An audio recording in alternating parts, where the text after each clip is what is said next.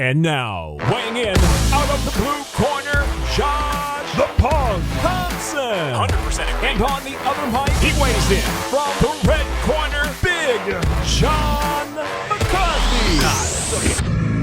Well, hello to everyone. I want to tell you we are sorry that we are a little bit late, but I had to wait for my man to make it back from the kingdom of Saudi Arabia all the way flying in on his red carpet. Well, I think it was maybe Delta Airlines. Maybe it's a little different, but my man's back in Texas. He's looking good. He's spry. He's not tired at all. Look at him. Yeah. I literally just got off the flight. I haven't even been landed for more than an hour and a half. Yeah. So I rushed home for you fans, and I heard all the, I wouldn't say complaints. There was just a lot of like, hey, when's the show dropping? I'm like, hey, guys, I've been in the air, kid you not, for 26 hours. Like it's been, or 26 hours of travel, but been 19 hours of actually in the air.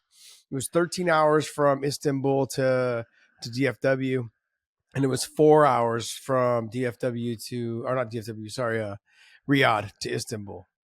That's 17 hours. You know the numbers, John. Okay. Your fucking math is amazing. I just said whatever. I just get as close as I can, and hopefully people don't check it. But you, obviously, you check my numbers all the time. I'm just the asshole that has to fucking point it out. I'm sorry. I got a little bit of a fat lip. What a friend. I got a little bit. What'd you do? I was camel. No, we were camel. We were riding four wheelers, and I rolled that bitch. Yeah. I saw you on the sand dunes. I went, damn. It was awesome. I used to do that all the time. That's a blast. We had so much fun, man. There was a group of 5 of us that went out. We had a blast, man. It was awesome. You just got to be way better than riding a camel. Oh, yeah. The camel thing was really, they just took us up to the top of the hill, kind of around sunset, and took a couple photos and then came back down. That was pretty cool. Yeah. It was quick. The quads were a lot more fun to ride. I've never ridden a quad in sand. Oh, you're kidding? No, I've ridden them in the mountains and through the woods, and I've actually had to pull them through over tree trunks. Guys, cut me some slack, man. Okay, like, no, I want to. This reminds me, honestly, I was like, I've kind of like dialed it back on the drinking, especially coming back from Riyadh, where there's no alcohol in the country. So, but no, I haven't drank since it's been so long. I had a drink on New Year's Eve, one drink, and then pretty much that's been about it, man. Last time I think I really drank was with I didn't even drink at the Super Bowl when I had people over. The problem was November. The problem you leave me and you leave your ability to do manly things. Like, I've been drinking either. I mean, look, it was good. The experience over there was good. I had a great time. People were really nice. Food was pretty good. Like there was a lot of I love lamb. So a lot of restaurants had lamb, and a lot of restaurants, Amanda and Sean O'Connell and Andy Shepard, we went out to dinner one night with just the 4 of us, and they decided they wanted to eat camel. I was a hard pass on the camel thing. So, yeah. I've done that. I've eaten camel. Not worth it. No, it just was a little chewy. Really? It was chewy. She said it just tastes like pulled pork. It was like a little chewy. It's kind of like dried out pork. Got it. It's a good interesting. Yeah. A little chewy. No, I went with the chicken. I was like, I'll just take the chicken. Yeah, it's a much better idea. Take the chicken. So, it's funny. When I was in China for a while, I was just sitting around a table. There's a bunch of us. We were all doing a movie out there. So we all went out to dinner one night, and I'm eating. He's like, "Oh, what do you think of that?" I was like, "Oh, that's good." He's like, "What do you think about that?" "Oh, that's good." I was like, "How about that soup over there?" "That's good." He's like, "Yeah, that's dog." As soon as I got done, as soon as he told me it was dog, I was like, I just said how it's pretty good. He's like, "Oh, it's dog." I was like, yeah. All of a sudden, it just changed the way I thought about it. Oh, yeah. So I just didn't eat the rest of it the rest of the time. Same thing. I knew I'd feel the same way about the camel. So I was like, forget it. I mean, I'm pretty easy when it comes to eating stuff, but it's, I don't know, just certain animals. I don't know when you're around camels and you see how they act, you go, yeah, I'll eat you. They are a little ornery. A lot of grunting. Super ornery. A lot of grunting. They spit. They bite. I got a couple good pictures with the camel. I got some good photos with the out there in the sand dunes on the quad, and then hanging out. It was good. We had a good time. It was a good time. I'm glad you had a good time. It was definitely a different experience. It's a long travel. Yes, it is. It is a long travel. I was supposed to meet with Habib and Islam. They were in town for just one day. They literally flew in like that morning. I was supposed to meet them for lunch. But our fighter meetings for the event were a fucking disaster. They just didn't run smooth. There's reasons why you have people that tell the fighters where they go, when they're supposed to be there, and then walk them into the fighter meetings. It was a disaster. They should have been a lot more organized, and just we were sitting inside the room waiting for fighters to walk in, and meanwhile, four fighters are sitting on the outside, on the other side of the wall, waiting for someone to tell them to come in. So for an hour and whatever minutes, we were sitting in there just by ourselves. After we did one interview with one of the fighters, I think they thought someone was going to come tell them to go in, but they didn't. So we were out there. So the fighter meetings normally take about 3 hours, took almost 5. Yeah. Nice. No, not good. Not nice, John. Not good. But it was great. Luckily, I was not there to have to partake in that. It was, what was nice though, I got to be honest, it was great to see all the Bellator guys. It was great to see some of the PFL fighters that I've known but haven't seen in a long time, and it was good. It was good to be around, the fighters again. I just enjoy being around them. My relationship with a lot of these guys is not what you guys see here on this show, or how John and I have fun back and forth. If you guys could get an opportunity to hang around with us, you guys would see a different side between John and I. We like to have fun on here, and we do have a blast, but it's just different when you're around people that you've kind of been around and that are part of the business. It's fun. It's fun. It's more interactive. It's more real serious talk about the sport itself, management, trainers, coaches, gyms, promotions, money. So it just, a lot of fighters, they have an opportunity to kind of talk to us and spill their guts to stuff. And then sometimes we just talk shop back and forth. So it was good to see them again, but yeah, it was fun. I had a good time. There's some things that we got to, obviously work out and get some kinks worked out, in terms of how big the promotion is now and get that type of stuff situated. So hopefully it all works out. We'll see. Anyways, I like your hat, buddy. Element. Thank you very much. Element.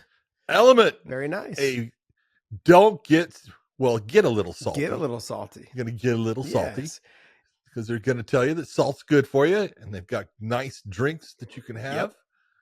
Even the best part, they even have hot drinks. Yes. Hot chocolate, things like that are all electrolytes induced and with salt and everything. So yeah, I use their little their little packets with my coffee in the morning, and I've been using them for a while. So I reached out to them and was like, hey, can I, if you guys don't mind me asking, can I have you guys send me over a packet of this and this and this? And they were like, yeah. And then just luckily, by coincidence, one of the people that work on their staff actually listens to our show, and he's like, look, I'd love to send you guys over some more stuff. And I was like, oh, thanks. So kind of all worked out. And he did. And he did. I guess you and Dave, did you get yours too as well?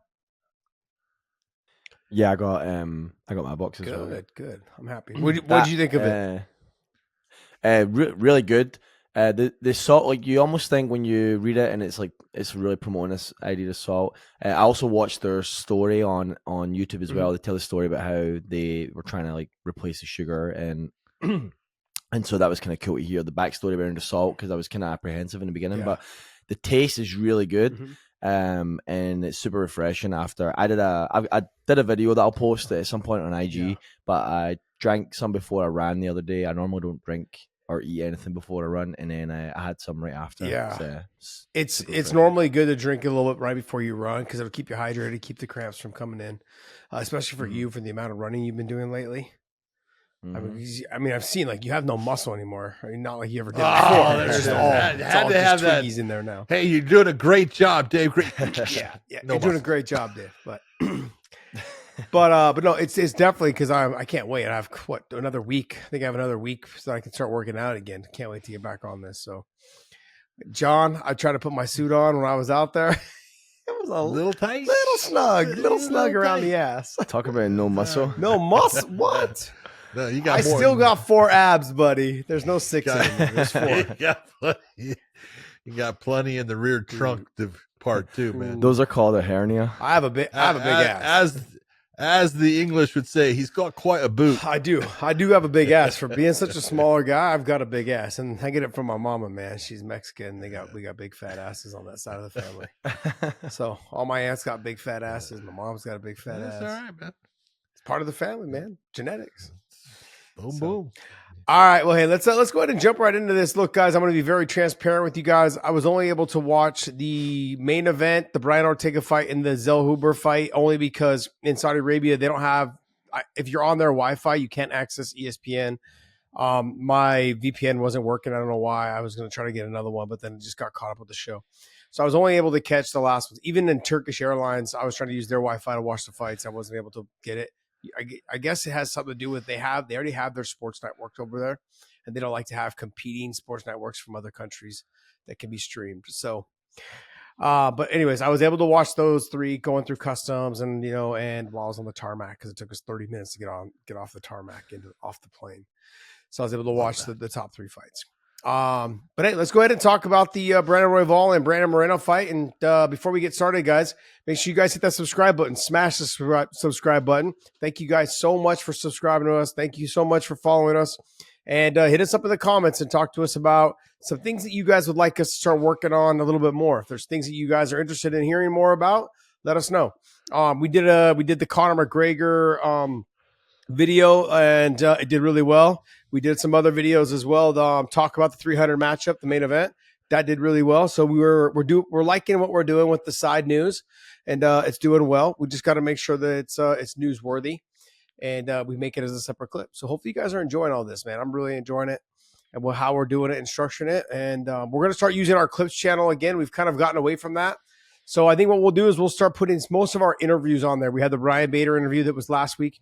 Then we had the Clay Collard interview that was last week also. So we're going to probably start pushing all of our interview stuff onto one channel, which would be probably the Clips channel, and then keep our longer news sources on the main channel for you guys to come hit one spot. And then all of our small shorts and clips will probably go onto the Clips channel.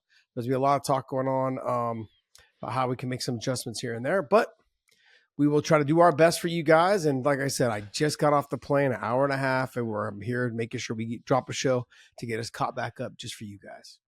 Well, since you took all that time in customs to watch, what did you think of the main event with Brandon Royval and Brandon? I thought it was a fantastic fight. Did you? You didn't like it? No, I really enjoyed it. I thought it was amazing. And I thought it was but okay, before we get into anything, I got to say this. I think it is, I understand why the UFC goes to Mexico City. But I gotta say, man, it's almost unfair for the fighters. It is not easy. You can see, even Brandon Moreno you could see how he was trying to, at times, limit his activity, step back, take breaks, shake himself out. He just wasn't feeling that normal. Normally, he's got a very fast pace. He's got great cardio. And he had good cardio throughout this too, but he was tired.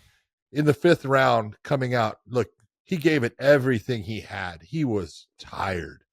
You could see it. I think Brandon Royval was actually feeling a little bit better than him as far as the cardio and stuff, but it almost is that thing where you look, and if you're a fighter in the UFC and they go, okay, we want you to fight on a card in Mexico City. No, thank you. Yeah. I'm sorry. You could see it in quite a few fighters. And I thought for the most part, this group did better than a lot of the previous that I've seen. They really did. Yeah. But it's still in that area where the damn location is causing the fights to lose just a little something at time. Now, there were other ones that, it didn't, but even Yair Rodriguez, I thought he lost a little steam. He went after Brian Ortega. He tried to finish that fight, lost a little steam. All of a sudden, he was having a hard time recovering. Made a difference in the fight. I don't know. It's just the location is a nasty location to have to fight in. John, I think what it comes down to, though, is that the location, though, for most of these fighters, they have family there. And it's probably the only time that family will have an opportunity to watch them fight live. Could be true. And so now, I can't tell you which ones have family there. But I'm just simply saying, you've got if you do have aunts and uncles there, or you have cousins that live there, it's like this is their opportunity and for a chance for them to come and watch you fight live. And I grew up in a Mexican family, man, and so I just understand how important it was for me to fight in San Jose, knowing that my family didn't have a lot of money to travel everywhere to go watch me fight. Not even to Vegas, it just like that. Even that was a close flight. Just to stay there, the hotels and everything. It was a lot on them. And for all my cousins, all my aunts, all my uncles that wanted to come. That's why I did so well in selling tickets in San Jose, is because it was in San Jose. Almost all my mom's side of the family was there. Just like 50 something cousins just on my mom's side. My mom is the youngest of 13. There's 9 that are her original. Yeah. And then she's got, some other family members that we just call family because they pretty much are a family, but it's a lot. And so just being able to have them all come and watch is important. And so I think a lot of them, for Yair or for, Brandon Moreno or whatever, anybody on the card, if they get an opportunity to fight in Mexico, it's an opportunity for some of the family that would never be able to watch them fight anywhere else. Well, I'm not saying anything about Mexico. I'm saying Mexico City. Yeah, Mexico City. Okay. That's what I meant.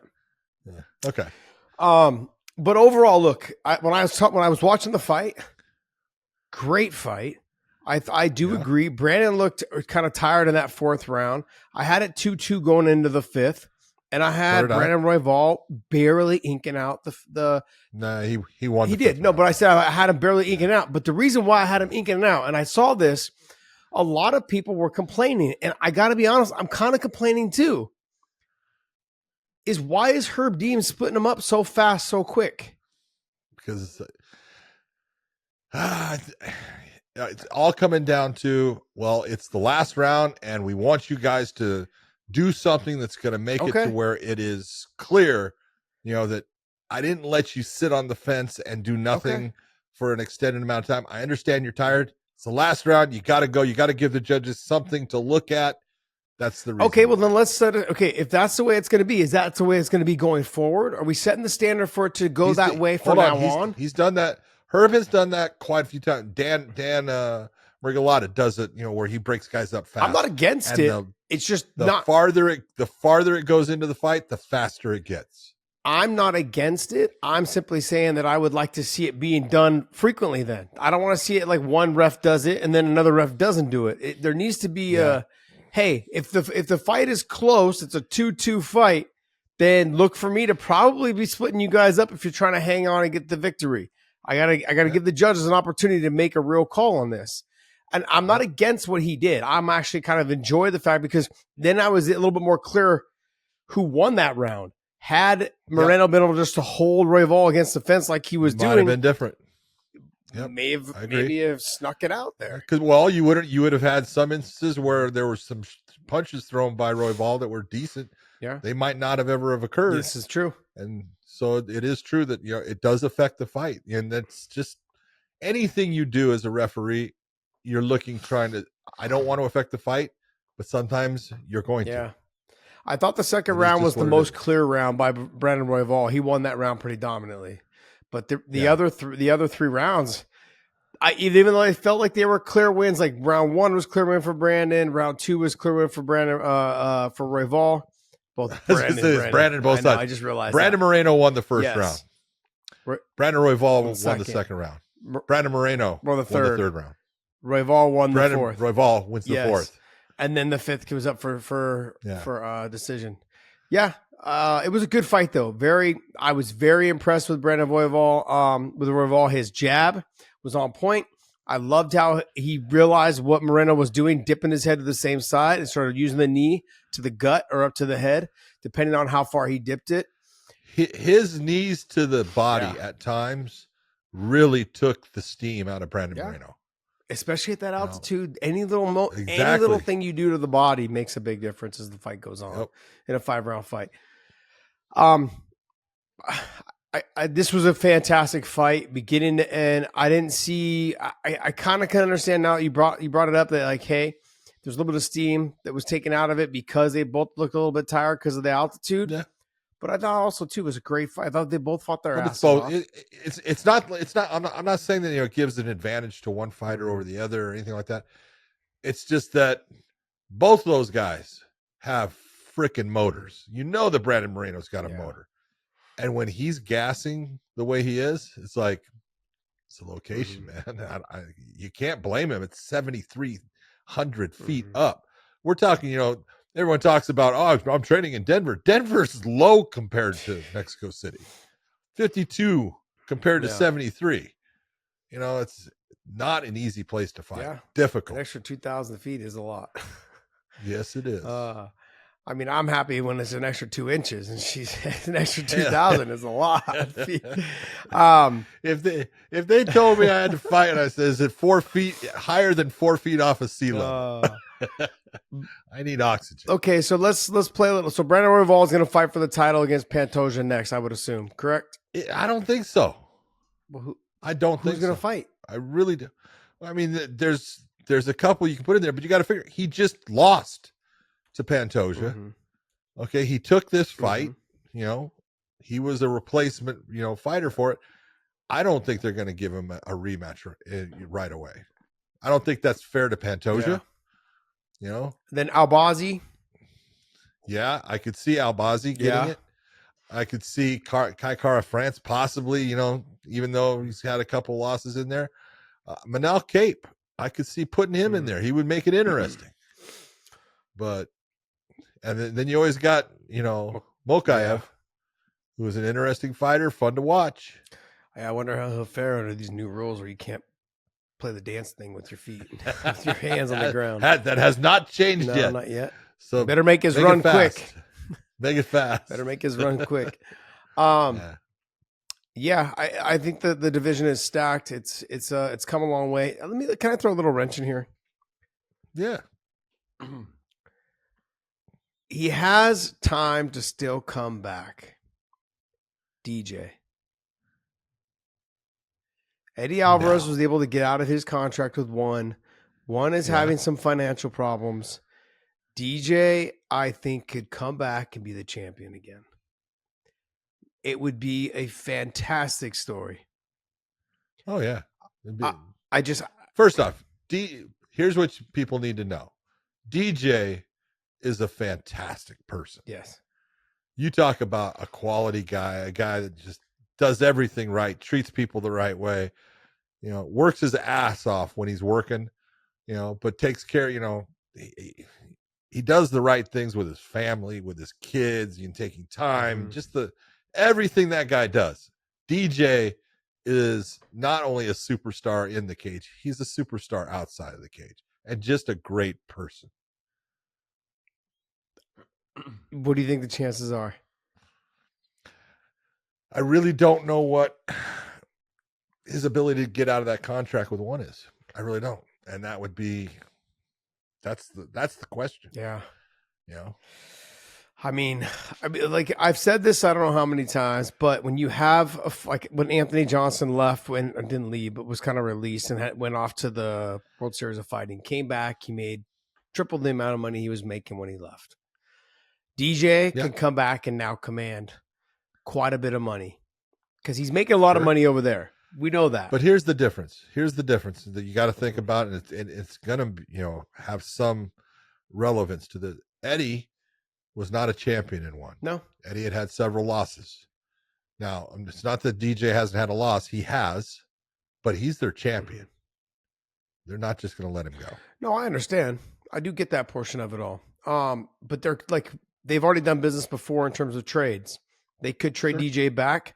This division now has rebuilt itself, and it's an exciting division.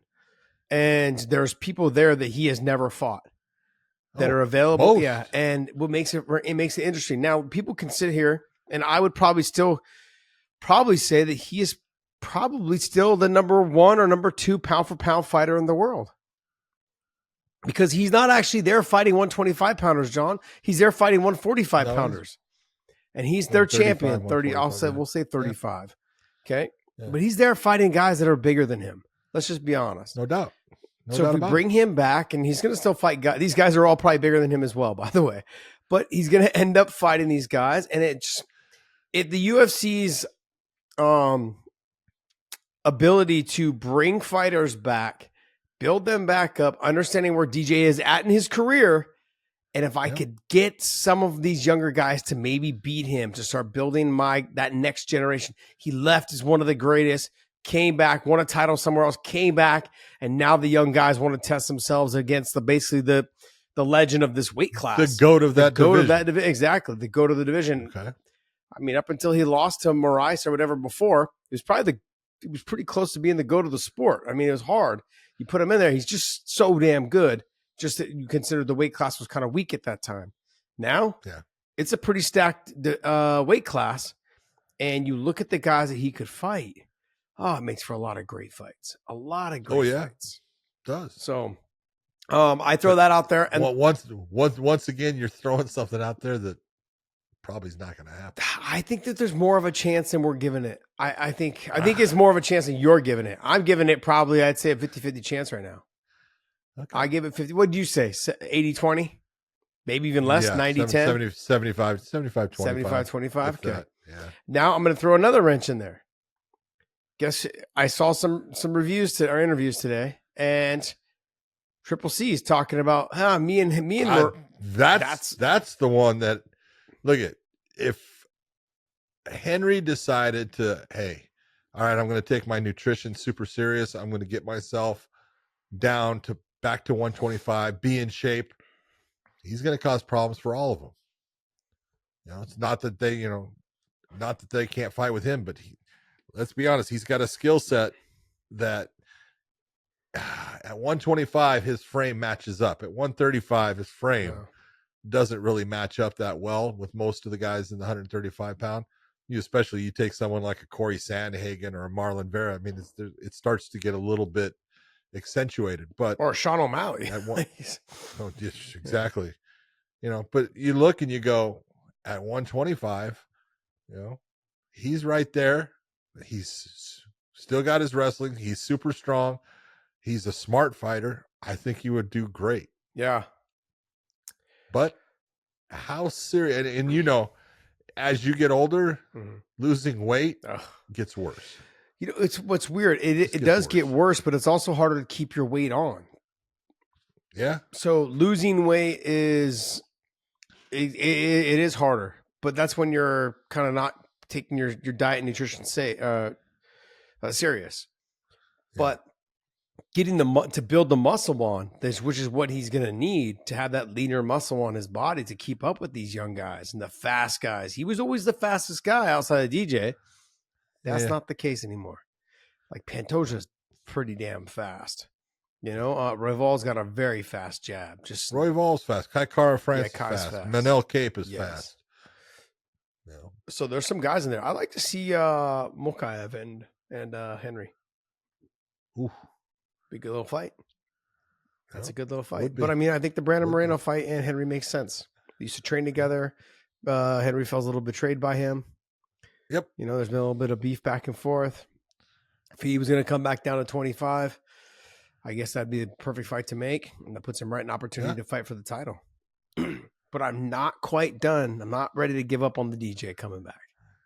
Yeah, that one I'm not saying. I think it would be cool. I think it'd be great. I'm not saying you don't have a great plan, great idea. I just don't think it's going to happen. Well, guys, you heard it here first, man. I'm saying I think DJ, there's a chance there might be a DJ return, and it would make sense for one to say, hey, we'll trade you back, DJ, because your 125s now are built up, and you give us somebody. But hold on. You're saying we're going to trade you back, DJ. Mm-hmm. Who's going to one? Well, we don't know. It doesn't have to be anybody in that weight class. They traded DJ for Ben. It does. Who do you know that wants to go to one from the UFC? I own the contract, John. That's how it works last time. You can trade them without their consent. That is not how it worked last time. That is not how it worked. Ben wanted to come, but he was still able to. Ben wanted to go to the UFC, and DJ wanted to go to one. Okay. So when you have someone that has a contract with the UFC and does not want to go to one, they got to retire. Completely different. And they retire. So you make your choice. You don't have to fight for one. You just don't want. You can retire. That's the choice. Now you're making a guy retire. I'm not saying that. Really? But I'm saying go over there, fight your fights, and come back if you want. I get what you're saying, John. But look, it's a first off. a fighter does not have to go to a different promotion. Okay. Then they don't have to fight either.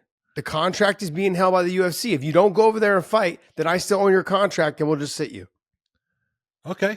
They can be jerks like that. We understand that they can be jerks like that. I'm not saying they can't, but I'm saying they can't make someone go fight over and one. Okay.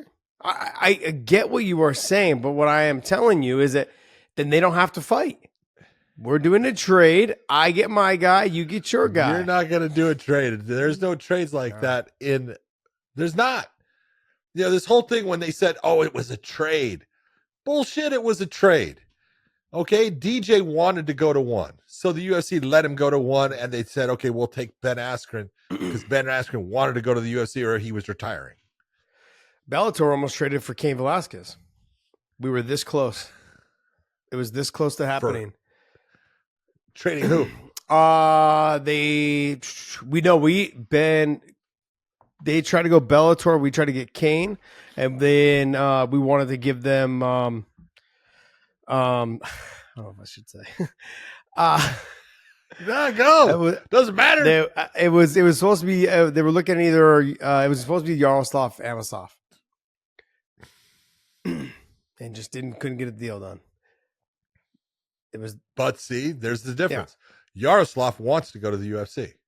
Yeah. This was right when he won the title, I think, or right before he won the title. Still, he wants to go to the UFC. Yeah. Cain would want to go to. Okay, you got two guys wanting to go. It'll work. I get it. No, I understand. But look, I'm throwing it out there. I think there's a chance that DJ could end up coming back. Let's see. I'd like to see it. I'd like to see it happen before it happens. Before it gets to. I'd love it. All right, Brian Ortega versus Yair Rodriguez. Dude, fantastic fight. Fantastic fight. I loved the fight. I loved everything about it, all the way from Brian Ortega jumping up and down and twisting his ankle, before the fight ever started. You could see the look like, what the hell is going on here, man? But he goes out there. Yair was putting it on him. He got hurt. Yair went after him. Yair could not finish him. And there was a point in the second round, and it was in the stand-up, and Yair takes steps back, and Brian went out, and it was the change of the fight. And you could see it, and you could see that Yair was in that, man, I've hit this guy with a ton of shots, and I'm tired now, and he's not stopping. And it was just that mindset started coming in. And from that point, Brian Ortega just took over. He took over that round. He ends up, in the mount position. He cuts him and then comes out in the third round and puts him away. And just a beautiful performance by Brian Ortega. And if there's one thing that we've seen out of Brian throughout his career, and like I started with Brian when he was very young, man, there's guys that you can sit there and look at and say, hey, that guy's a good fighter, but he just doesn't have that thing about him where when the going's rough, you're not always sure if he's going to be able to pull it out. Brian Ortega is a dog. He has got no quit in him. He will stand there and throw shots with someone. He will give everything he has. You got to goddamn kill him to put him out of there. And he did it once again, because how much were you thinking, oh my God, he's in trouble in this fight? Yeah. You know what? He pulled it out. You know what lights a fire underneath someone's ass, though, more than anything? When your ex-girlfriend's there in the stands watching you. Everyone was commenting like, there's just no way, man. You're going to let her know the karma's not real. It ain't coming for me today. It ain't coming for me, man. He took some big shots in the first round. He went down.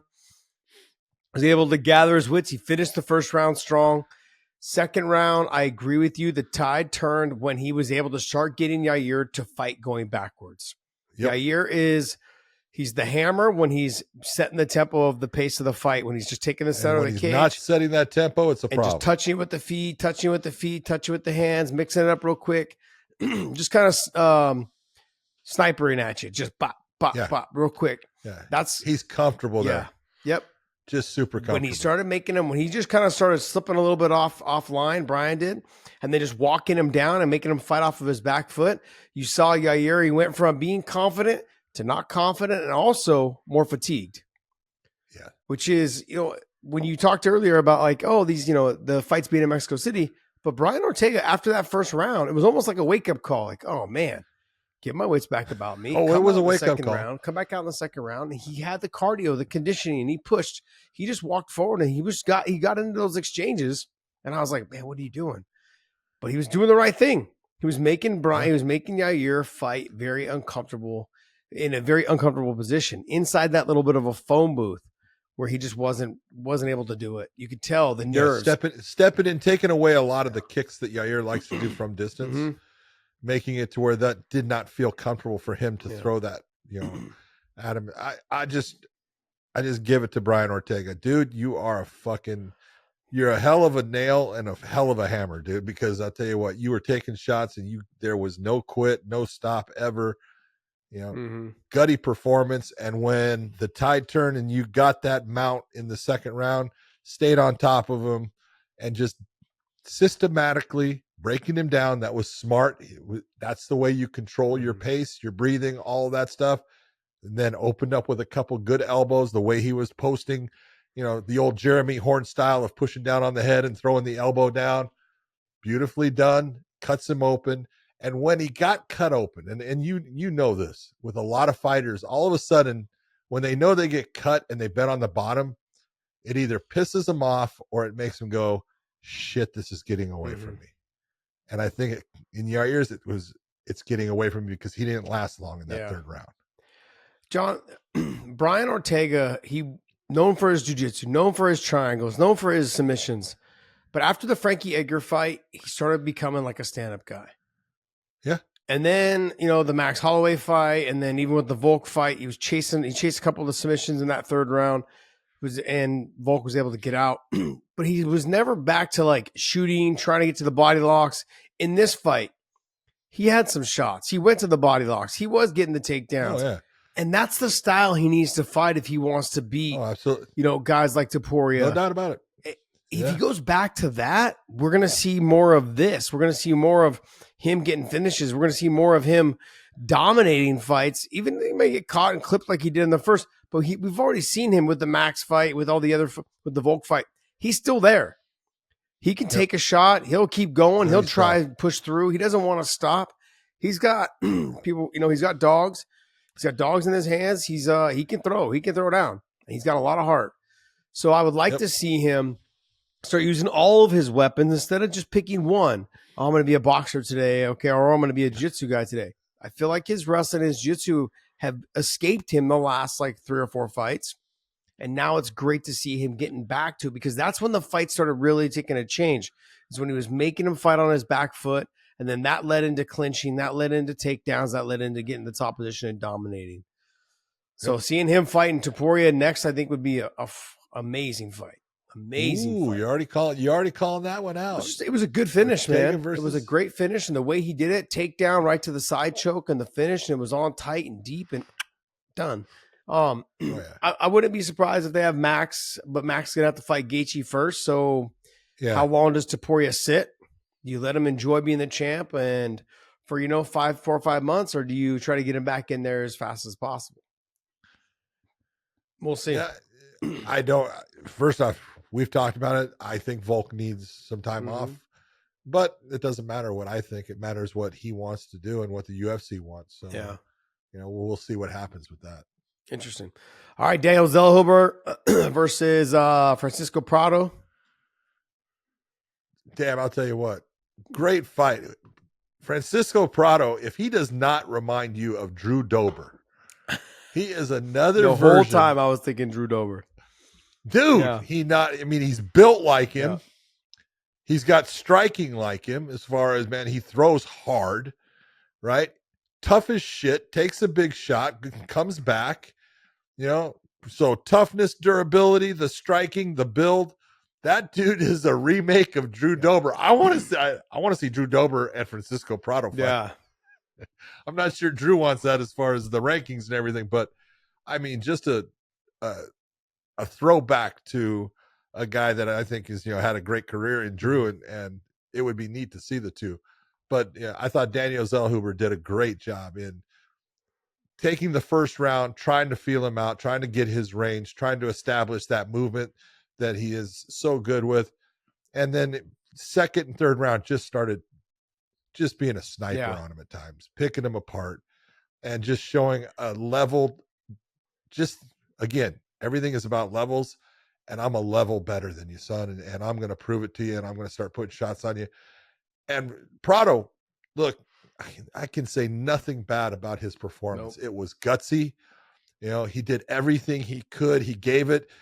He had a face that looked like Rocky Balboa at the end of the second round. You're looking at him in the corner and you're going, cut me, Mick. He did not look good. His corner is telling him, you don't need your eyes, and I'm thinking, yes, you do, but I understand what his corner was trying to, tell him is, hey, if you get into the clinch, you get him against the cage, you don't have to see him, you got a hold of him. But a gutsy performance by him, but a very technically proficient and well diagrammed and fought fight by Daniel Zellhuber. I had Prado win in the first round. Did I miss something? No. Prado won the first? No. Yeah, you could have. I had Prado win in the first, and I had Zellhuber win in second and third. And he won the second and third pretty dominantly. Yeah. I wouldn't give it 10-8s, but I mean, I had Zellhuber doing a good job, staying long, using the knees. Like, he did everything beautifully. He was very composed the whole time. Try to make him fight at length. I'm surprised Prado didn't go more to the calf kick as later in the second, into the third. He kind of got away from it altogether. I wonder why. He was having success there. Come on. Yeah, but he was getting every time he threw it, he got hit, and after a while, it was like I'm not going to throw it anymore. I guess. But I will say this with Prado, he is so fun to watch, and one of the biggest takeaways for me throughout my career was when I fought over in Pride, is it said in the contract, if you put on great fights, we'll always have you back. And I look at fighters like this, and I think you'll probably never be champion, at least not at lightweight.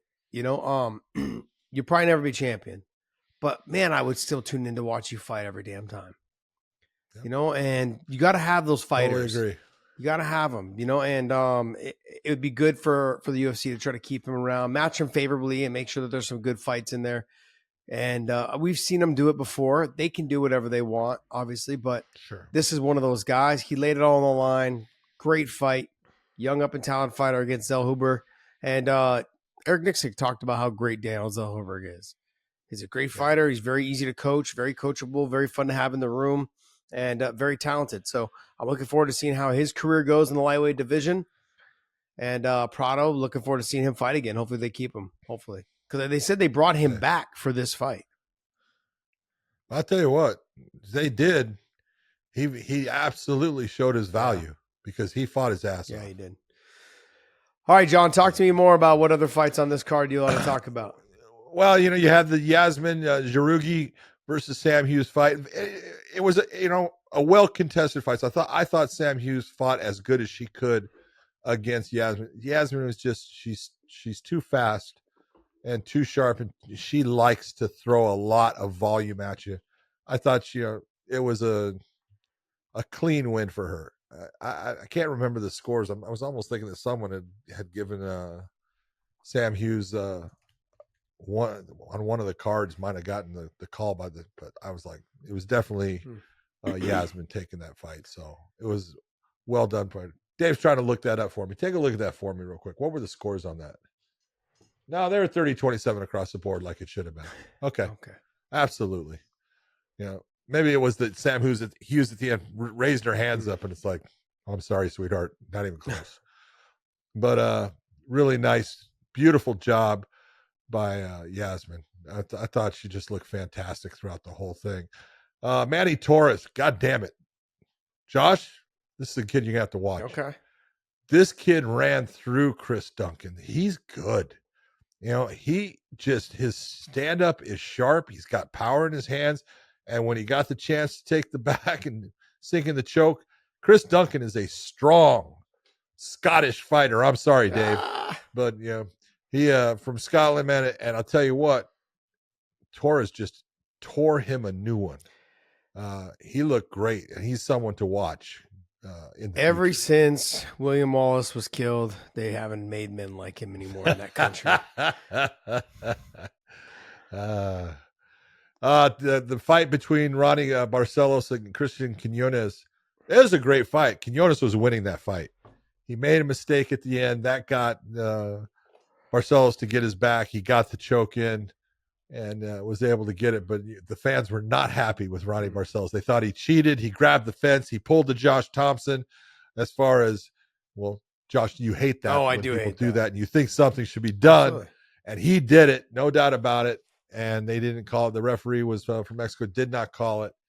And it affected the takedown. You know, possibly could have been a takedown in that, and it might have affected the fight. So you can take a look at it and say, yeah, I understand why you get mad. Well, it at obviously did affect the fight. Quinones lost. I thought the Mateus Mendonca versus Aguilar fight was a really good fight. Back and forth, both guys, a lot of energy, a lot of big shots thrown, some ground game. Both guys really going after it. You could have gone either way on this one. And Mendonca, I know, was a little bit deflated, but Aguilar being in Mexico and stuff, I think the fans and everything just pumped him up enough to get that win. So it was a nice win for him. Edgar Charas against Daniel Da Silva. That was the one. There was controversy as far as that was stopped early before, with Daniel Da Silva getting a win over Charas when the referee thought he was out. He wasn't out. And he came back and quickly, just as soon as that thing hit the ground and it was taken down by Da Silva, he latched on a triangle choke, and man, it was over. Well done. And it was nice to see him get a win to prove, hey, you know what? I definitely had the skills to be in that fight, but the first one. So other than that, I think we're done with the UFC. All right. Well, that's going to wrap up our UFC talk. So make sure you guys hit that subscribe button, though, on our channel here. And also, we have a Clips channel. There's a link down below. You guys can subscribe to our Clips channel as well. Hit that little bell notification. Well, thank you guys so much. Also, go to onlyfans.com/weighing-in, onlyfans.com/weighing-in. Thank you guys for subscribing to us over there. I'm going to do a live chat tomorrow at 2 p.m. Eastern time. Or sorry, not Eastern time, Central time. 2 p.m. Central time. I'll jump on there for a bit, and hopefully you guys enjoy that. And not tomorrow. Sorry, that will be today because this drops. This drops today. This will be Tuesday. So Tuesday at 2 p.m. Central time, I'll be doing a live chat on our onlyfans.com/weighing-in. Subscribe to us there. It is free. I'll answer all you guys' questions. We'll talk more in depth about how the PFL and Bellator fights were over the weekend in Saudi Arabia. So if you guys have questions about that, about production, about any of that stuff, that's a good place to ask me those questions. So good opportunity. Tomorrow at 2 p.m. Central time, I will be on our onlyfans.com/weighing-in. All right, let's go. Very nice. PFL versus Bellator. John? Yes, sir. Right, buddy. I'm listening. Go ahead. What's funny is this whole thing comes down to, when we first saw this, you and I looked at this whole lineup, and it changed a little bit. It had Patricio Pitbull in there before, and then Pinedo had to pull out. It had a couple of changes here and there. But, we had looked at it, and we were trying to be as honest as we could because we were talking with PFL, people and stuff. And you could tell that, the PFL, they were for their, their guys, and the Bellator guys were trying to say, no, I don't think so.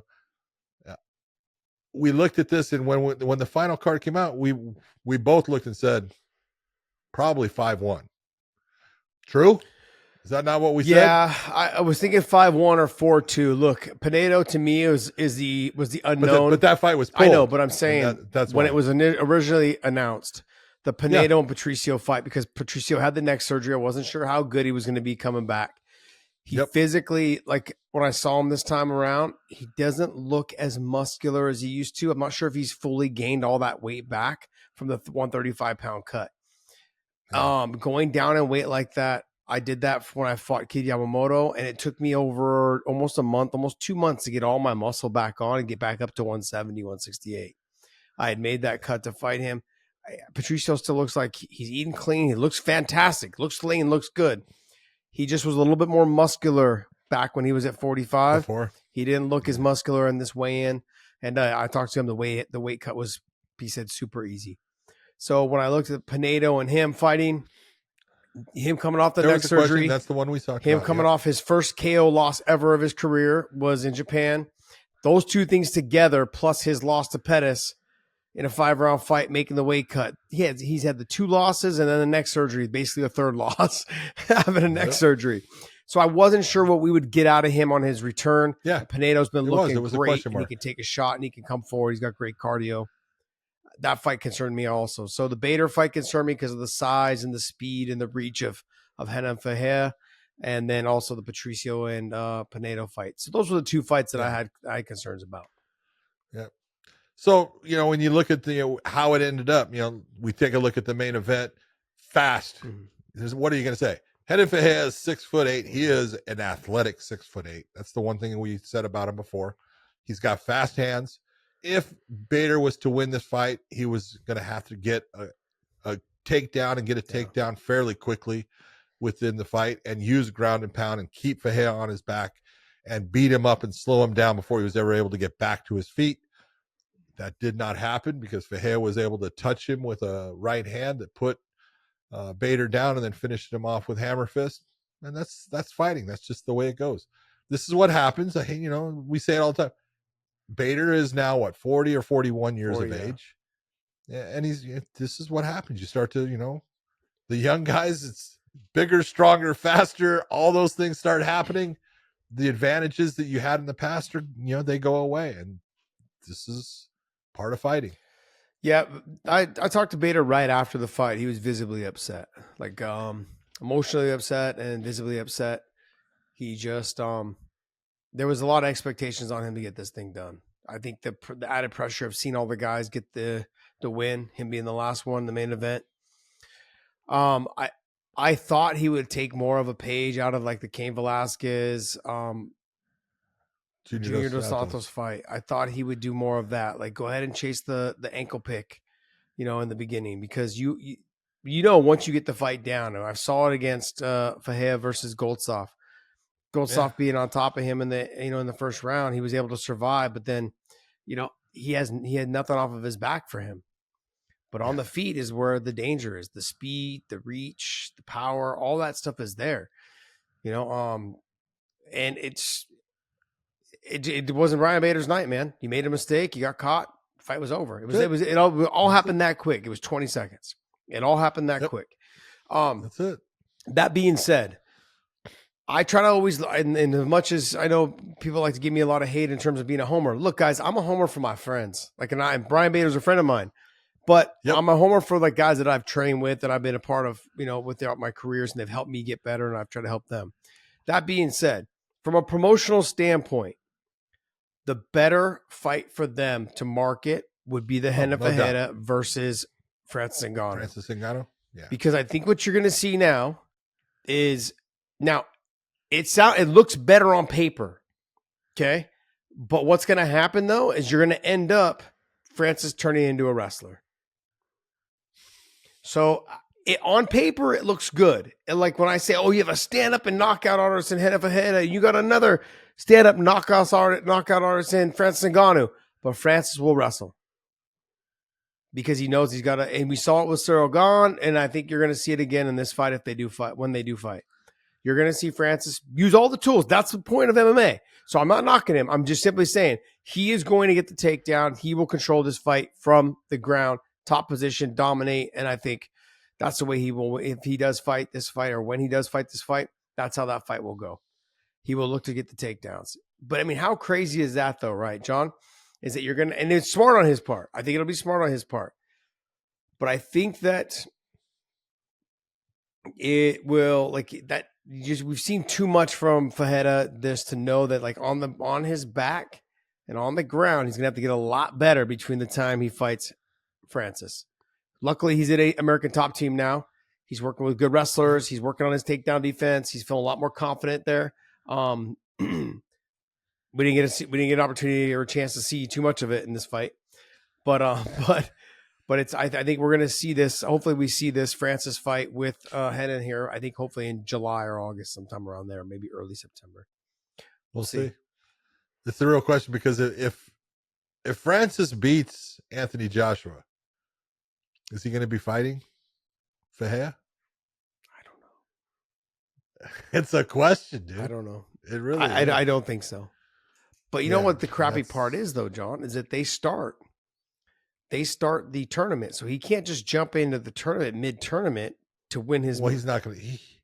He's not a tournament guy. No, Henan Ferreira. Oh, Henan, you think Ferreira is going to go back in the tournament? If this fight with Francis is going to happen before the tournament wraps up, I think so.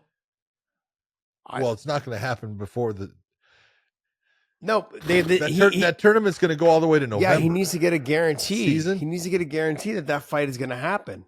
That's the thing. Yeah. I don't know. Or does he just sit out until Francis is ready? But you don't know if Francis is ready. How does the PFL guarantee him anything as far as what Francis Ngannou is going to do? They can have a contract, okay, and they do with Francis. And Francis is supposed to fight, but if Francis beats Anthony Joshua, what do you think is going to happen? Fight Usyk next. Usyk or Fury again? Okay, I don't see him going back to the PFL. Between that time, he can't go back to training as an MMA fighter. Can't do that. I wish I had answers for you, John. There's questions. I just look at it. There's questions. But in the meantime, this guy, with Henan, he's going to have to make sure that he's getting compensated for them telling him he's going to be fighting, but he's not fighting. Sure. So okay. Either you need to have something in place for me, or pay me to sit and wait for Francis, because that's the fight to make. I got to be honest. He's coming off of a great knockout over Bader, coming off of a great knockout in the finals. It's there. It's there for him to, and if you're going to say stylistically, the matchup you want to see is that. You want to see a fast, huge, explosive fighter and Henan Ferreira fight Francis Ngannou. So he's not a small guy, man. 263 pounds is what he weighed in. 3 point something. Yeah. I mean, look, we've seen Francis fight guys somewhat his size. Yeah. But we haven't seen him fight somebody this size, bigger, this athletic, but like physically taller and bigger. Like in terms of body frame. Like he's not going to be a whole lot bigger than Francis. No, but I think he'll have a longer reach. Yeah, dude, he's got an 85-inch reach. That's one of the longest reaches. What's John? 82? 84. Jeez, man. Crazy. Yeah, that's insane. Yeah. Boy, all right. Look, we'll see what happens. We'll see. But I mean, like the tournament starts next month. He's obviously not going to be in it, or that's the opening round. So I mean, we'll see. Who knows? All right, next fight. Yeah, Johnny Eblen taking on Impa Kasanganay. I'll tell you what. I think, like anything, we talk about. Sometimes it's not your night. Sometimes it is your night when you're fighting. I thought Johnny Eblen fought a tough-ass fight in the fact, especially that things were not going his way, and he hung in there, and he kept just digging, and he kept just scrapping it. And Impa, I think Impa has gotten so much better over the last year and a half, and what he's doing at Kill Cliff, they're doing a great job with him.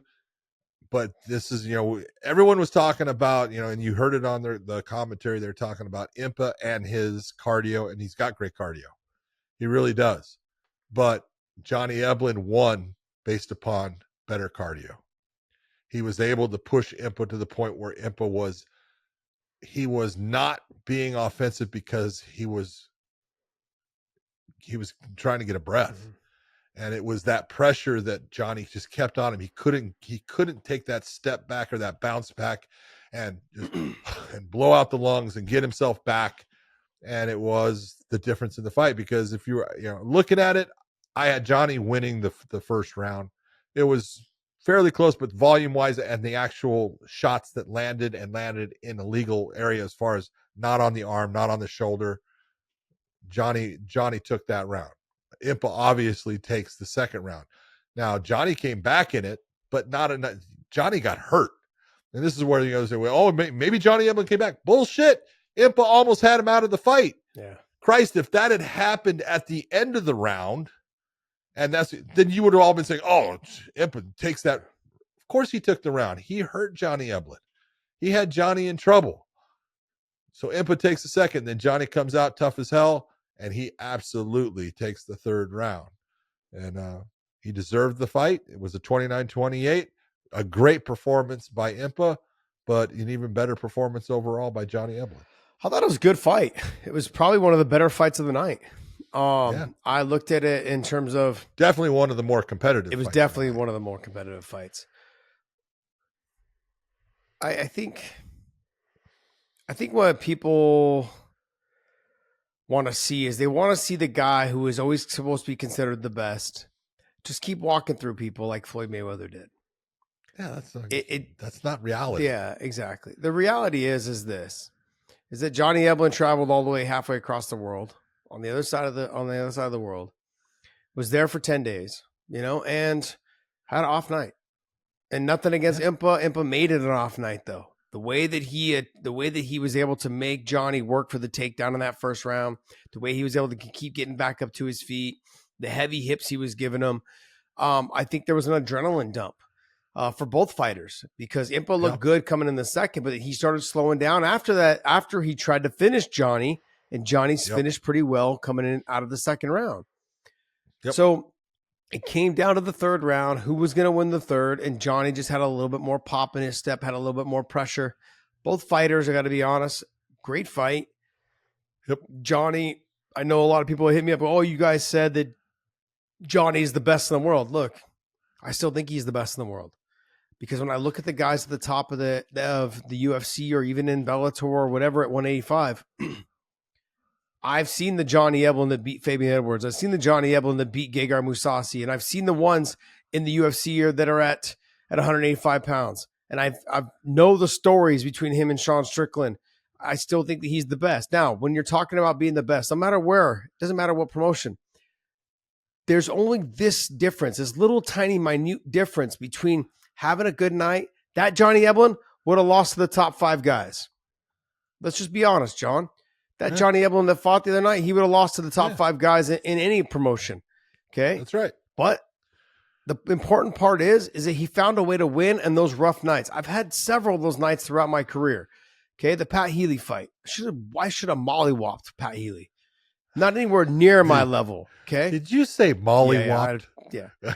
But the bottom line is guys have there's certain guys that have a style that just make it hard for you to get a lot of things done in there. And, and then when you travel across the world, I'm not trying to use these as excuses, but I'm trying to say that there are things that you have to really take into consideration.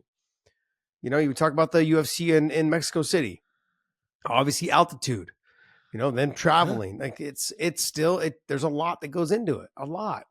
And so you have to be, cognizant of that.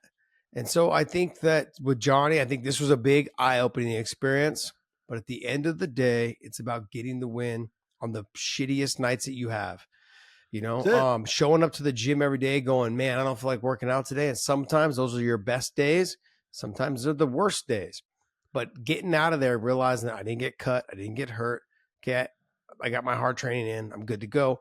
And the nights you have fights like that, you've got to get in there, find ways to win, get it done, and move on to the next one because the next one's going to be different than this one. So good for him. He's still 15. He's 15-0. The O stayed. Great fight though by Impa. You got to give this guy credit, man. Confidence was at all-time high. He made the weight like a true professional, like a pro. He made the weight like a professional, and good on him, man. And he is, John. I never met him before. This guy is amazing. He is such a nice kid. Such a nice guy. Such a nice guy. Yeah. Walked around, was respectful to everybody. Didn't matter if you were from Bellator, if you're from PFL, fighters from all different camps. Great individual, man. Great individual. I actually enjoyed talking with him quite a bit. And he just came up short on this end of the stick. Jason Jackson versus Ray Cooper III. We talked about this one, and Ray's got a lot of things going on. He's had some family issues and things that have taken his attention and his father's attention and everything away from the the cage and stuff, but he came in there. I looked at it as a big underdog. I looked at this as one of the harder fights for the PFL to win, not based upon Ray Cooper being a, average fighter. He's a great fighter. He's a tough son of a bitch, and he's got power in his hands. But I looked at it and thought he's going to have to land a big shot early in this fight for him to have a chance, because as soon as Jason Jackson gets going and starts getting the jab going and getting the kicks going, his range is going to be very difficult for Ray Cooper to nullify. And he was going to have to get inside to that phone booth area to fight, that a nasty, dirty, grimy fight inside. He wasn't able to do that. The leg kick started getting to him. He started taking his base away. And look, Jason Jackson at this point is a menace for a lot of people. You can take a look at Jason's record, and there was some things said about who he's beaten and who he hasn't. The real question is this, or the real statement for me: his true last loss was a loss based upon an ankle injury that started as soon as the fight started. He breaks his ankle, basically. That was his true last loss. He lost to Ed Ruth, but there was a split decision. He actually won the fight. You were Ed Ruth's teammate. Mm-hmm. You would say he lost. I would say he won. He won that fight. He won. Jason Jackson should have beaten Ed Ruth. Yeah. So he has just been on a tear, and he's getting better because he has more confidence in his abilities now. He knows he can wrestle with anyone. He knows his striking is damn good. He knows that once he figures out your range, he's going to start putting shots on you, and you better be able to make him have problems early in the fight. That's going to be the key to beating him, and no one has that answer right now. He is one of the best welterweights in the world at this point, and he's a handful for anybody. Yeah, I mean, you look at it, how many times he's outside of the Ed Ruth loss. I mean, he's got 10 wins in a row or 11 wins in a row. See, 3, 4, 5, 6, 7, 8, 9, 10, 11. The difference is before he beat Amosov and won the title, a lot of them were decisions until you got all the way down into his LFA career. All those were, he beat Jordan Larson back then too. Back in the day, he was LFA, and then he was in Bellator before that too. But he beat Jordan Larson with a TKO. Then he went to LFA twice to stay busy. Had a triangle choke and had a split decision win over Hermanson de Souza. Loses to Ed Ruth coming back, but then just went on a tear, just beating everybody, but beating him by decision. But he knocks out Yaroslav Amosov, who had a record of 27-0. Comes in and knocks and basically TKOs Ray Cooper with leg kicks and then finishes him up. I think what we're seeing is the confidence take over, and he understanding how good he is. And I think you're going to look to see more finishes start to take place as you go on. Look, fighters deal with just fighters deal with doubt. It's always in their head, John. It's always like, no matter how confident a fighter can be, like even I would say even like Khabib. I can't tell you how many times him and I just got done after sparring. We just sit against the wall and just chatting it up. And he's like, you think this guy dangerous here? You think this guy dangerous here? Well, he's not asking those questions because he has the answer. He's wondering like, hey, do I need to work more on this area? Or you were able to do this to me today. Like the guy that I have is good at this. Like, should I work more? He would always have questions. Like he was somebody that never had a problem asking questions about, hey, what do you think of this? What do you think of that? Little Umar did the same exact thing. And so I just think that fighters, they constantly have doubt. And I think with Jason Jackson, that doubt is gone now. He'll have doubt about some things, but I think he's so confident in his skill level right now that he's just on a whole other level. Yep. Ray Cooper, though, to give him credit, he was a last-minute replacement. Magomed Karamov pulled out of the fight. They're saying that he's got some sort of real bad insomnia where he hasn't slept in like days. He just can't sleep. It's like this horrible thing. And as Jason Jackson would put it, I wouldn't sleep either if I knew I was fighting me.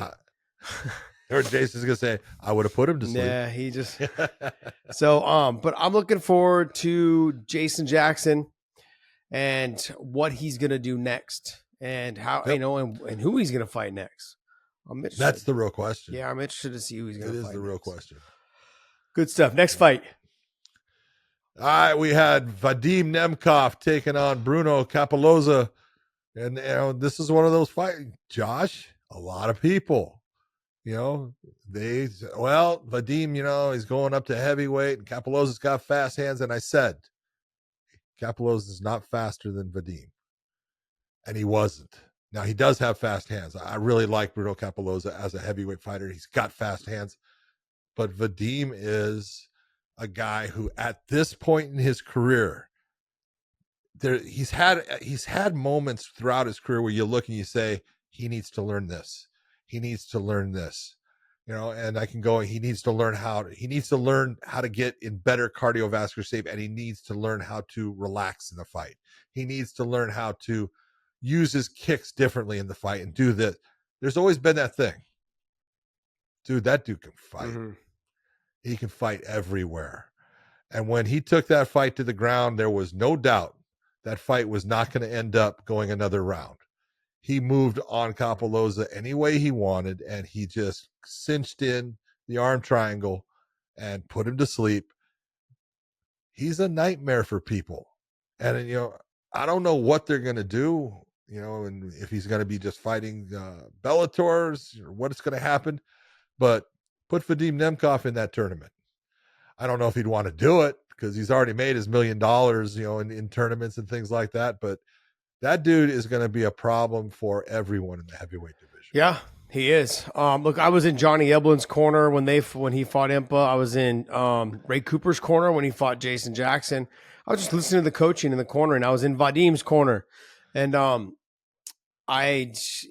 people just understanding how Fedor coaches. He loved everything that Vadim was doing. He was sticking the jab, stay with the jab. Okay, when you get him to start reacting to the jab, start opening up with the left hook. And then Capoloza started over flinching on things. And that's what opened up the straight right hand after that. It was listening to Fedor coach him. It was like playing a video game. I was just watching him. He was just controlling Vadim the way he wanted by just, yes, more of that. Okay, don't forget your speed. Stay speed. Use your speed more. You're faster than him. Okay, now let's go to kicks. It was beautifully executed, and it was like Fedor was just on a hand controller, just controlling everything he did, when he said it, when he wanted to get it done, and Vadim did it. The two of them are working. They're working perfectly together. It's a well-oiled machine, as I can see right now. And Capoloza, he had a moment in one area there where he kind of clipped Vadim in one of the exchanges because I could hear Fedor telling him, don't make it a brawl. We're not brawling. You're better than him. So then right after he told him that, like 2 exchanges later, he got clipped. And then I think that was a reality of like, oh, okay, we can't be doing this. So he went back to doing what he was doing, got the takedowns and moved on. But yeah, man, overall, good stuff. It was a great performance by Vadim. I think he should go into the tournament. But I think what the problem is you're going to run into for all of these fighters coming from Bellator, they're all on a normal pay scale. Yeah. If you go into the tournament, you're not on a normal pay scale. You're on a lower pay scale because there's an opportunity to win $1 million at the end. So a lot of these fighters, unless they can get paid what they're normally getting paid, there's no incentive for them to go to the tournament. No, boy, and also look at Vadim has been in a tournament and got his normal pay scale plus. Yes, plus the $1 million. So it's not like he's going to sit there and say, I've done this before. Why am I going to do it that way? Yep. No, I understand. I'm not going to take a step back. So next, it's a tough road. Yoel Romero taking on Thiago Santos. Look at you. What do you say about the soldier guy? The guy just keeps on marching on. His leg kicks just ate Santos up. But if you're going to sit there and go, all right, Yoel Romero is going to face Thiago Santos, what's his route to victory? You would have said leg kicks, right? Come on, dude. Oh, I mean, I said that last week when we had the show. I said he's going to finish. He's going to hurt him a lot with no. He just does his thing, man. And he was very effective with the leg kicks. We've always seen him do that linear kick to the knee. He does that a lot. But he hit the calf, he hit the thigh, he tore up the leg. He made it to where, and I don't know what was going on with Thiago early, but Thiago was very hesitant in the fight. And it was his lack of offense, his own lack of offense, that really put him in the hot seat in this fight. because it wasn't like Yoel is a fast starter. We know he's not, and he won the first round, and then you get into the next one and you go, Thiago, you've got to throw to make, the judges think that you're taking over in this fight, and it just never happened. Yeah, when you look at someone like Yoel Romero, when he's standing in front of you, John, his hands are up high, his elbows are tucked. There's no openings to hit him. Like you've got to try to create those openings. And he's made out of steel. Yeah, and so you got to try to create those openings, and when you create those openings, there's a chance you get knocked out. So I understand when I look at him and he puts he was on our flight, and he's always been the nicest guy, but he was on our flight back from Riyadh to Istanbul on the way home, and when he just walks on the plane, you just see everyone look at him like, what the fuck? He's got on baggy sweats and a baggy sweater. Yeah. But everyone's just still looking at him like, man, where's this dude's neck? It's just ear to shoulder. There's nothing else. Yeah. But from Thiago Santos' point of view, when I look at it and the way he tried to approach it, and I stand behind Thiago when I was in the corners there, and I'm looking, I'm like, there's no openings. You've got to create openings, which means you got to get him to react. You got to take chances. If you get him to react, it's dangerous. So I understand. I see it now because I see the two of them face to face, and people show him a lot of respect because they show a lot of respect to Yoel Romero because there's no openings. You've got to create them, and that can get dangerous. AJ McKee versus Clay Collard. Come on. Well, as simple as it gets, we talked about how good Clay is in the stand-up, and he is. And he goes to the body beautifully. But we said if there was one just giant glaring difference in these two fighters, was AJ could be in the stand-up with him for a lot of the fight if he wanted. But if once it hit the ground and AJ was in the top position, the fight was going to be over. Yeah. Yeah. AJ doesn't get enough credit for his ground because he's so good on the feet. He's explosive. He does have a lot of openings on the feet, but he can get away with it while he's still young with his athleticism, his speed, his reach. He's even though he's a 55-pounder now, he's still got a pretty damn big body frame for 55. Yeah. At 45, which I think that there's a good chance he goes back to 45. I don't know if it's going to be his next fight, but I think there's a good chance he may enter into the tournament at 145. There's a small chance of that. I think he'll go to 45 for that. Why not do it at 55? I think he'll end up going to 45. That would be 4 times that he would have to make weight. I get it. At 45, that's not an easy thing for him to do. I think he looks at the guys at the 145-pound division, and not one of them will scratch. They'll be able to scratch the surface to get to him. Not one. Because Patricio won't be in there. Good. I want you to name me who in the 155-pound is going to scratch the surface with him. Well, because I was there this week. You've got Shabli, you've got Usman. Well, hold on. I'm not saying anyone else from Bellator. No, that's who's going into the tournament. Are they going in the tournament? Talk, yeah. So there's a lot of stuff coming up. So while I get doing it, but there's no one at 45. Not even in Bellator that would scratch it.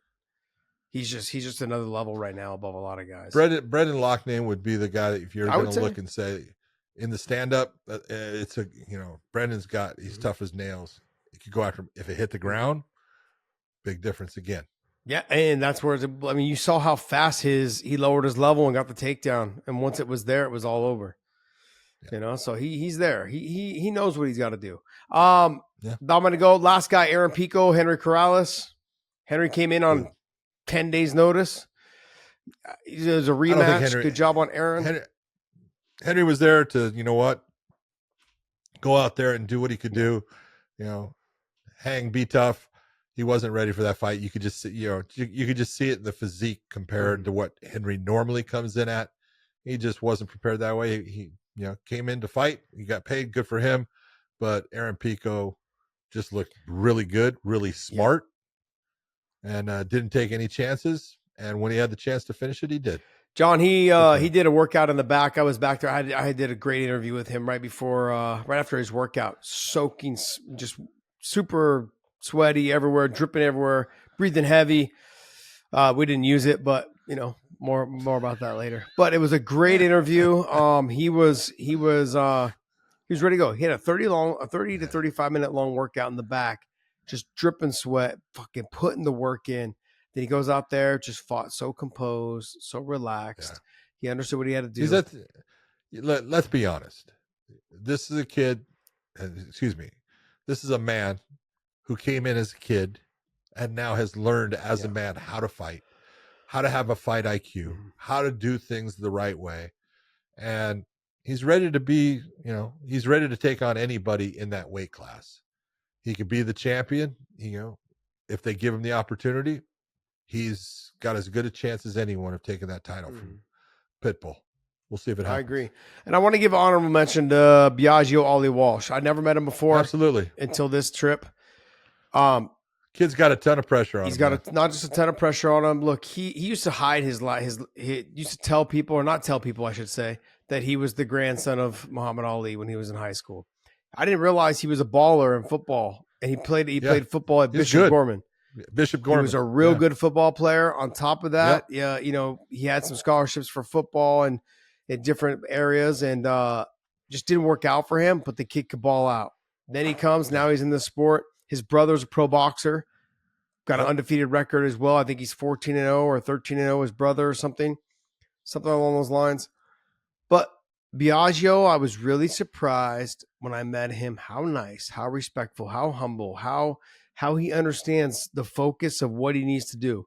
He looked so relaxed, John, when he was in the back, warming up, going through his routine. I was watching the whole thing. I'm like, this kid's got something. He's not acting like a debuter.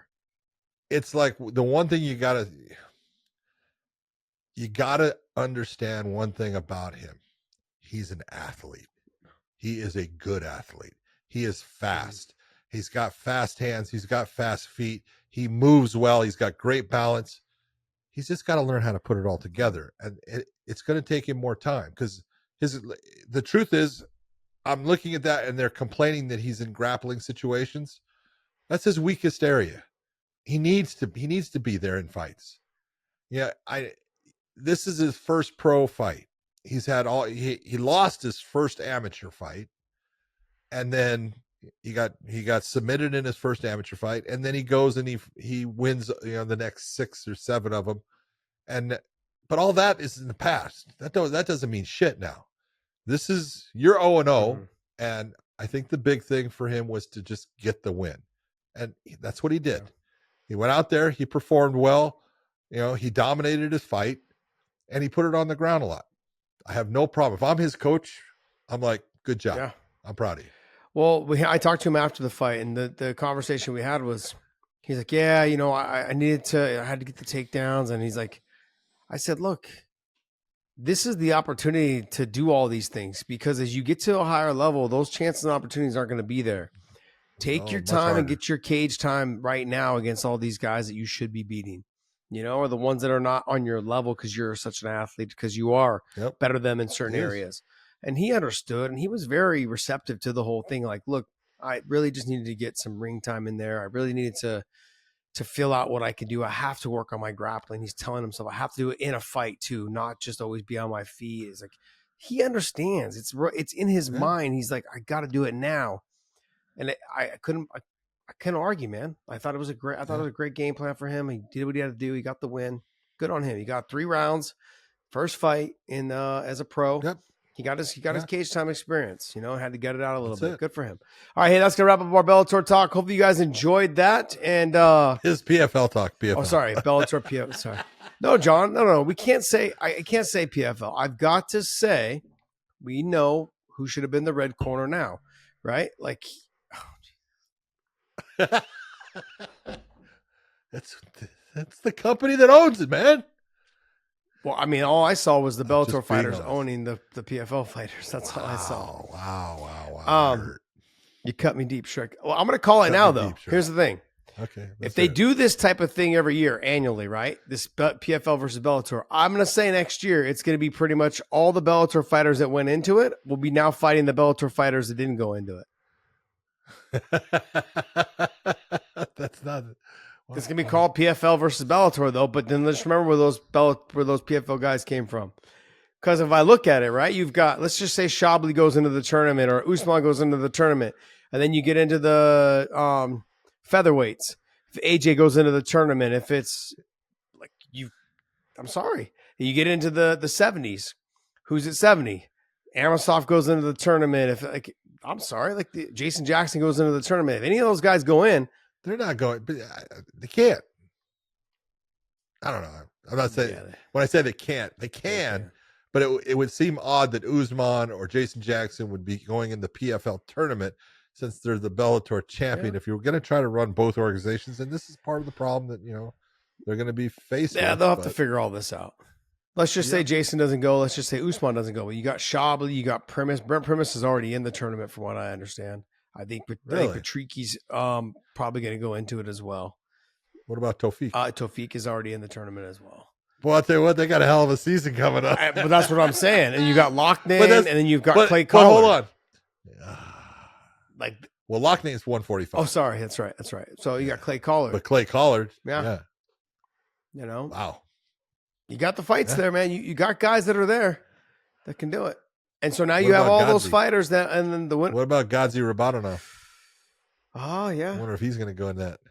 And then you got Archie Colgan if he's going to be part of that. Yeah. JJ Wilson. Yeah. Dude, you got guys, man. You got guys. That's funny.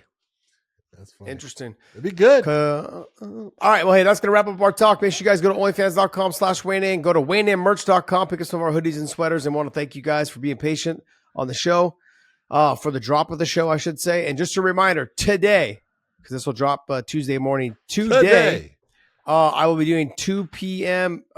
Central Time on onlyfans.com/WayneIn. It is free. Head on over there. Join me. I will do a live chat. I'll be answering all your guys' questions.